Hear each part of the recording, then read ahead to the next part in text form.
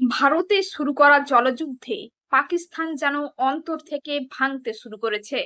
সিন্ধু ও বিতস্তা নদীর দুই প্রধান বাঁধের জলস্তর কমতে শুরু করেছে। এখনই কমে প্রায় অর্ধেক হয়ে গিয়েছে এবং জলস্তর কমতে শুরু করেছে চন্দ্রভাগা নদীরও। তাই চিন্তার ছাপ দেখা যাচ্ছে শরীফের কপালে। পাকিস্তানের এন্ডাস রিভার সিস্টেম অথরিটি একটি বিবৃতিতে জানিয়েছে, বিতস্তার উপর মংলা জলাধার এবং সিন্ধুর ওপর তারবেলা জলাধারের সংরক্ষিত জল কমে এসেছে।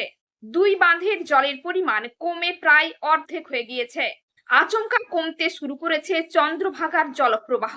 পাকিস্তানের এই অঞ্চলে জলপ্রবাহ সার্বিকভাবে 21% কমে গিয়েছে। এর ফলে পাঞ্জাব ও সিন্ধ প্রদেশে চাষের সমস্যা দেখা দিচ্ছে, কারণ ওই দুই জলাধারের জলই পাঞ্জাব ও সিন্ধের সেচের কাজের প্রধান অবলম্বন। বিদ্যুৎ উৎপাদনেও এই জল কাজে লাগানো হয়। পাকিস্তানে এখন গ্রীষ্মের বীজ বপনের মরশুম চলছে, ফলে তাতে জলের প্রয়োজন।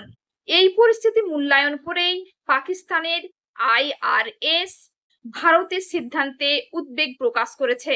বিবৃতিতে বলা হয়েছে, ভারত থেকে সরবরাহ কম থাকার কারণে চন্দ্রভাগায় আচমকা জলের প্রবাহ কমে গিয়েছে। এর ফলে খারিফ মরশুমে জলাধারে জলের ঘাটতি আরো বাড়তে পারে। পরিস্থিতি বিবেচনা করে সংশ্লিষ্ট কর্তৃপক্ষকে জলাধারের জল ব্যবহারে আরো সংযত হওয়ার পরামর্শ দিয়েছে পাকিস্তানের IRS। বিচক্ষণতার সঙ্গে পদক্ষেপ করতে বলা হয়েছে।